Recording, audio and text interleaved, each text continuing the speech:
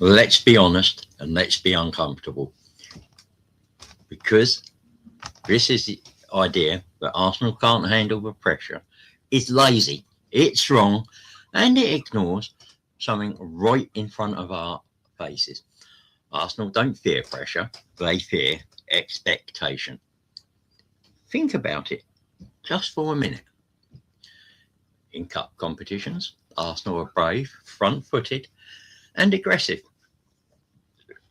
The players take risks. The crowd rules mistakes away. It's win tonight or go home. It's simple, brutal, but freeing. But in the league,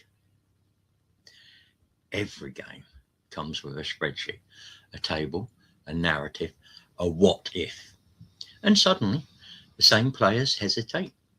Shots get snatched, passes get forced, control disappears. That's not fear of the moment. That is fear of the consequence. I'll have a quick drink.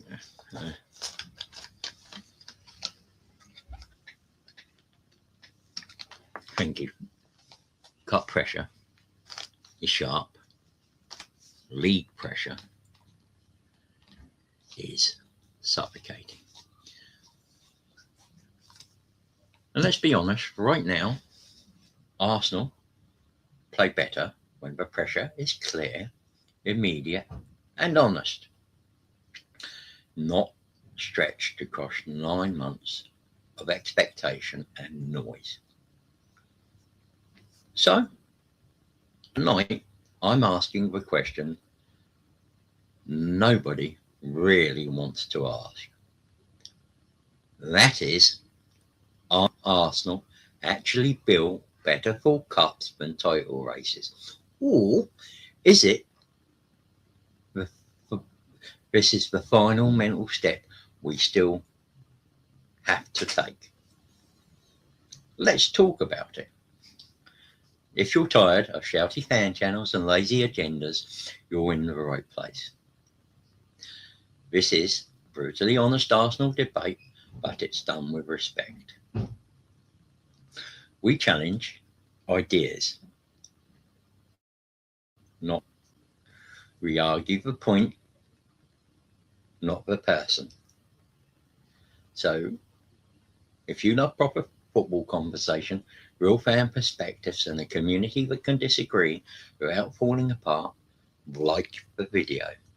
Subscribe to the channel and get involved in the comments. This is in the North Bank. Different opinions, one club, one community, up the Arsenal. Let's be honest. Arsenal are a team of imposters. Let that sink in a minute. It's not because they lack talent,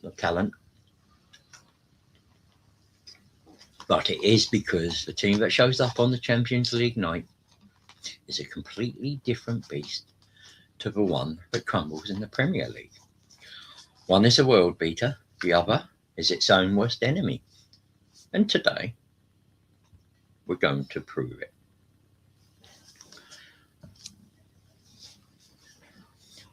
Arsenal is a paradox. In a one-off cup tie, they can look like they can dismantle him in Europe. We've all seen it. A thrilling run to the Champions League semi-finals, dispatching giants along the way. Deep runs into the domestic cups, full of flair and fight. In those moments, they look like one of the most complete teams in the world, a machine built for glory. But then there's the league. Over the 38-game marathon of the Premier League, the same old cracks start to show. The same vulnerabilities get ruthlessly exposed. Week after week, a comfortable spot at the top of the table can feel secure one moment, and then suddenly fragile after just 90 minutes of a familiar feeling collapse. What is it about the relentless grind of a league that exposes the fundamental weaknesses in Arsenal's DNA that the glamour and high stakes of the cup seem to hide so well? This isn't just about dropping points, it's about how they drop them. It's about a pattern that separates the team that lifts trophies in May from the one left asking, what if? In this video, I'm going to dissect this Jekyll and Hyde performance. We'll use Arsenal's devastating 3-2 home defeat to Manchester United as a perfect case study for their league fragility.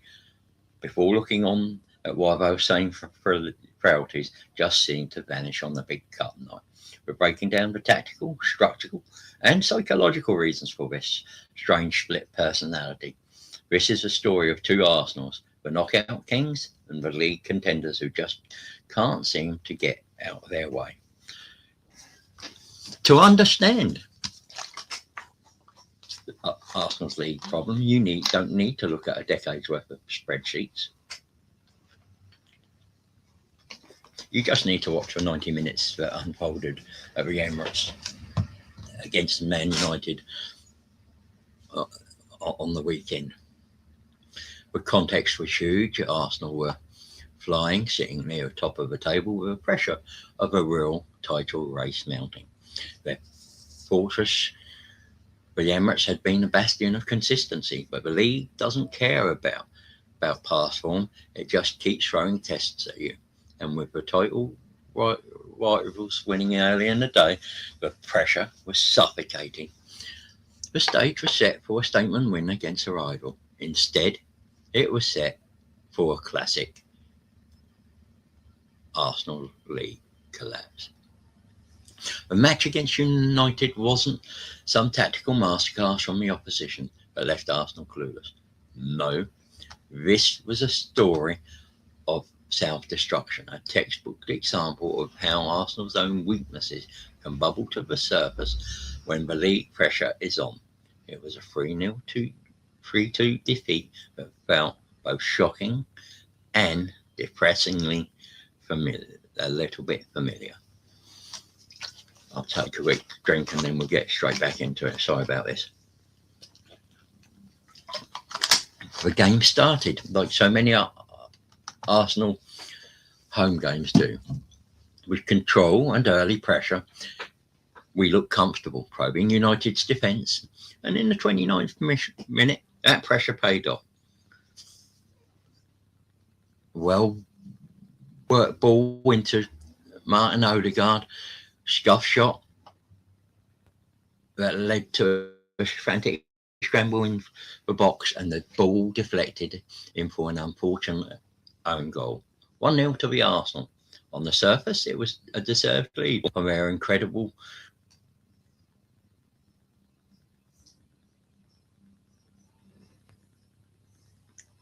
set pieces and constant pressure. Weapons that have been honed to make Arsenal one of the most potent teams in Europe.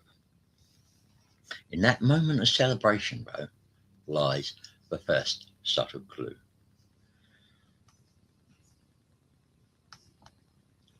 There is a reliance on set pieces and moments of fortune that can sometimes mask issues in open play creativity. The goal came, but it wasn't from a moment of incisive, dominant attacking play. It was chaotic, and it gave a false sense of security. This is where the league is so different from a cup tie. In a knockout game, a scratch goal is a golden ticket. You can take it and run. In the league, however, it's just a moment in a 38-game story, and underlying patterns are always a way of coming to bite you. Just 8 minutes later, they did. In the 37th minute, the first critical error arrived. One of Arsenal's key midfielders, a player signed for his composure, got the ball deep in his own half under minimal pressure. He turned and played what can only be described as a horror back pass. It was underhit, telegraphed, and a gift-wrapped invitation. United's forward and Bueno pounced on it, rounded the keeper and slotted it into an empty net. This wasn't a goal conceded because of a tactical mismatch. It was a self-inflicted wound, a moment of individual failure that completely changed the game's complexion. It's a kind of mistake that the relentless weekly scrutiny of the league blows up. One lapse in concentration and your advantage is gone. After that goal, a hesitancy spread through the team like a virus. That's the contagion of league pressure. One player's mistake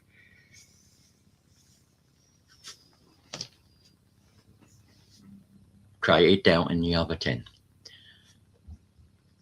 Passes became safer, runs became less ambitious, and the collective confidence visibly drained away. Gabriel Jesus found himself more and more isolated, starved of the service he'd been getting just 20 minutes earlier. Half-time was a chance to reset, but the second half began with a horrible sense of déjà vu. 5 minutes after reset, there's a loose ball near the Arsenal box, a 50-50 challenge that demands decisiveness, and again, Zubimendi, the same midfielder, and again he hesitates. That split second of indecision was all it took. And Patrick Dougal seized the opportunity, won the draw, and smashed the ball into the net. 2-1 to the visitors. The same flaw, a lack of conviction under pressure, leading directly to another goal. But this is Arsenal's team's story is never, ever simple. Their quality is just too high for them to fold completely. They pushed for an equaliser. In the 84th minute, they found one, and it came from a corner. A scramble in the box, and Marino tapped in. The Emirates are up, so it's a moment of pure relief and another testament to their incredible strength from dead ball situations. That strength is a massive credit to the coaching staff, but it can also be a crutch. Papers over the cracks of their struggles in open play when the pressure is truly on. For the second time in the match, a set piece had bailed them out. But the league marathon had one final cruel lesson to teach. It's not over till it's over. Just 3 minutes after rescuing a point, disaster struck again. In the 87th minute, with Arsenal perhaps pushing too eagerly for a winner, Madueke receives the ball, heavy touch, and the ball goes out. United were quick to restart and get the ball forward. Unfortunately, Mikel Merino is too weak in the challenge and is bundled over. And the ball breaks to Manchester United's Matheus Cunha. He's on the edge of the area and he curls a shot around Gabriel. Such a precise finish. He found the bottom corner. 3-2. Silence at the Emirates. The formidable home record was gone. The title race was blown wide open. This final goal captures the other major weakness the league exposes: a vulnerability to the counter-attack. Arsenal's system is built on dominance, high defensive line, and suffocating possession. When it works, it's beautiful. But the risk is the ocean of space it leaves behind. In the league, where teams have all season to study you, that vulnerability can be targeted. Manchester United did exactly that. They absorbed the pressure, waited for the mistakes, and punished them ruthlessly.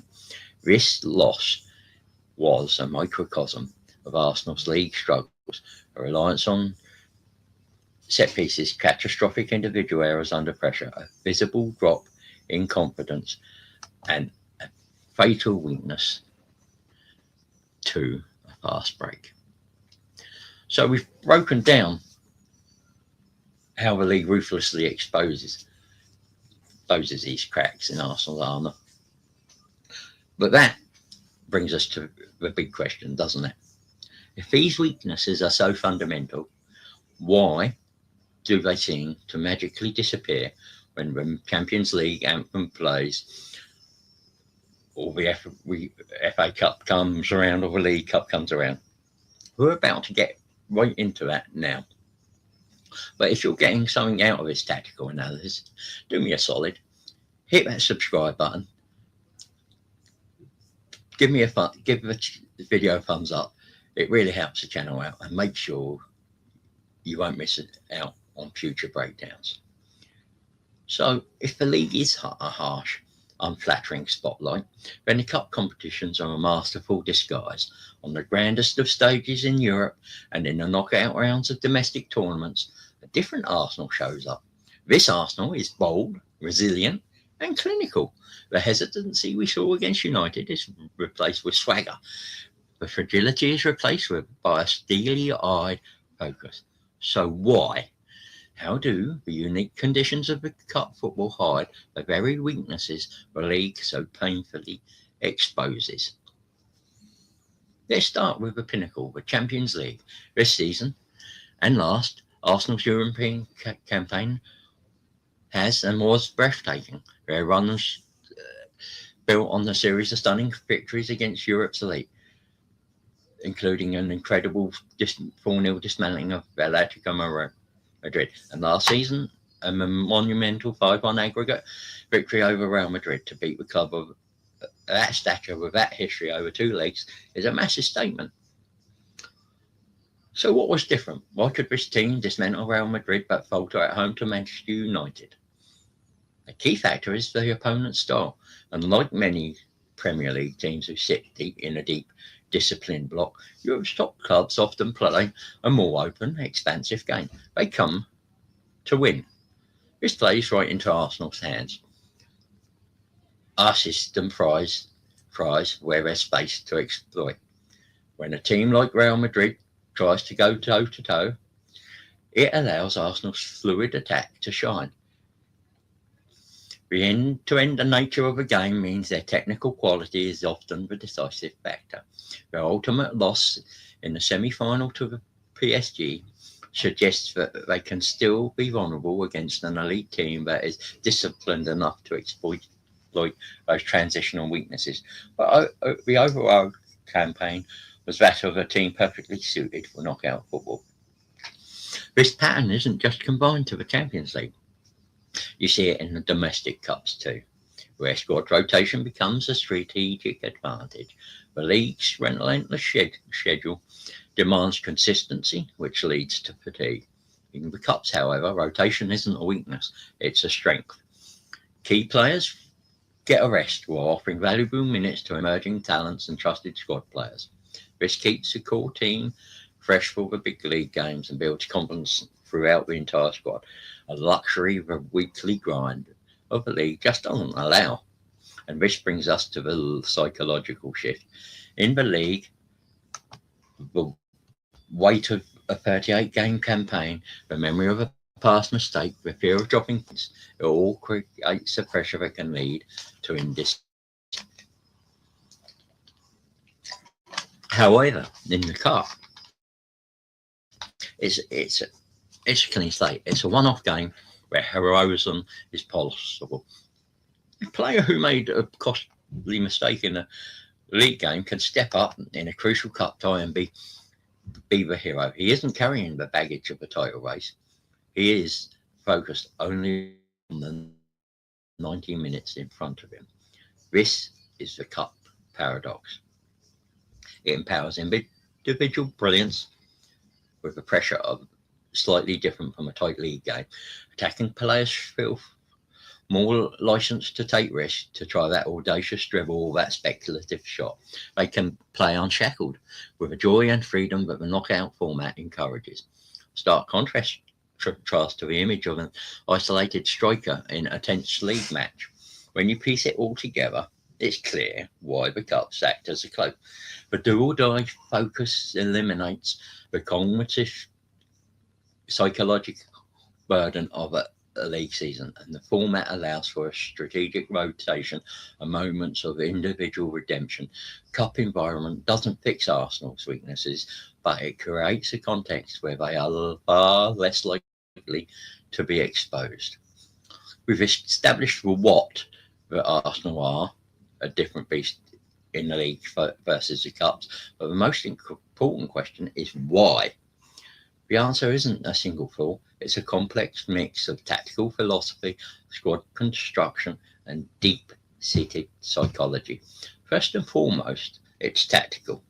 Mikel Arteta has implemented a distinct, high-risk, high-reward system. It's built on overwhelming possession and defensive line to compress the pitch when it's firing. It's devastating, as we see in the cups, against the teams who are willing to engage. However, the Premier League is a unique tactical jungle. On any given weekend, you can face a team that sits in a disciplined, low block for 90 minutes with zero intention of playing expansive football. This is where the risk in Arteta's system becomes a liability.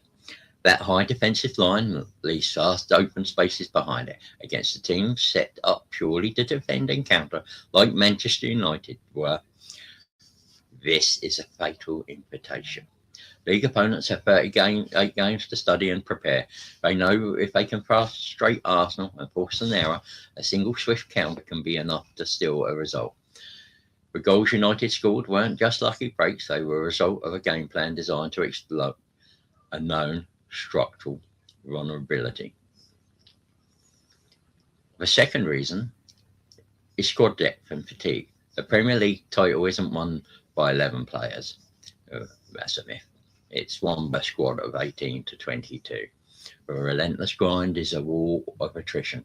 Arsenal's first 11 is without question one of the best in Europe, but the league brutally exposes what happens when even one or two of those key cogs are missing or just plain exhausted. Recent signings were a clear attempt to address this historical weakness.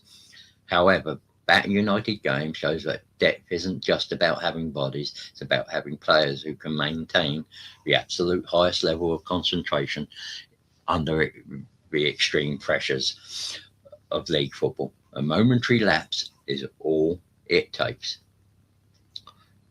The Cups, by contrast, hide these issues beautifully. Key players can be rested during a midweek cup tie and be fresh for the next league game. The 38-game season offers no such luxury. It demands that your backup players can perform at a near identical level week after week. That's a bar that very few squads in history have ever been able to clear. Finally, you have to talk about the pressure. The pressure of a title race is a unique and crushing way. A draw can feel like a loss, a defeat feels like the end of the world.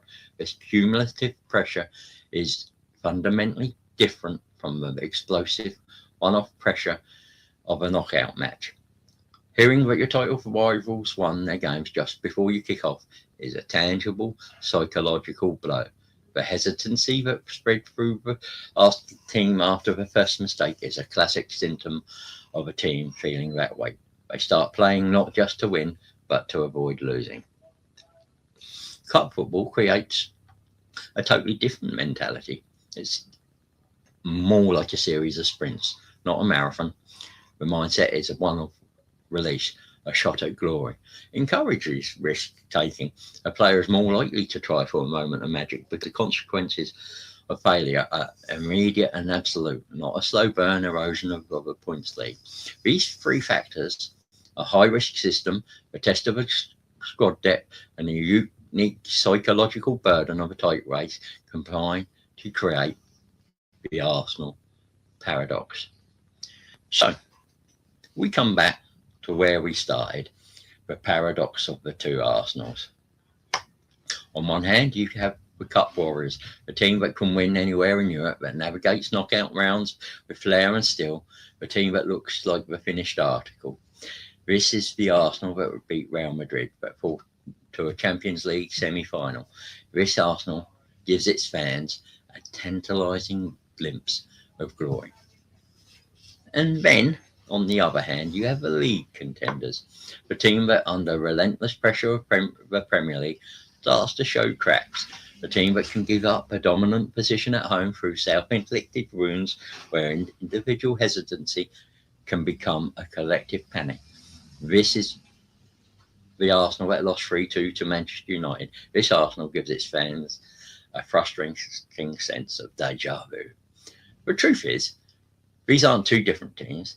They're the same team, just operating in two vastly different environments. The league, with its 38-game grind and immense psychological weight, is an unforgiving stress test that exposes any weakness without mercy. Their knockout format and focus on one brilliance provide a stage where Arsenal's strengths can flourish while their weaknesses are conveniently hidden. For Mikel Arteta and his squad, this is the final frontier. They've proven they can compete with anyone on any given day, but to take that final, most difficult step and lift the Premier League trophy, they have to find a way to bring the conviction and freedom of a Champions League night to a cold afternoon on a Saturday in the league. It's about conquering the mental frailties that the league so ruthlessly exposes. It's about finally turning the paradox of two Arsenals into one single championship winning force. Hey, but what do you think? Do you agree with this analysis? Is this a flaw that can be coached out, or is it just an inherent part of this team's DNA right now? Let me know your thoughts in the comments below, and if you enjoyed this deep dive, make sure you're subscribed. Thanks for watching. I'm Gunner Richie. This is In the North Bank. Thank you for watching, and be safe. Love your family, and come Gunners.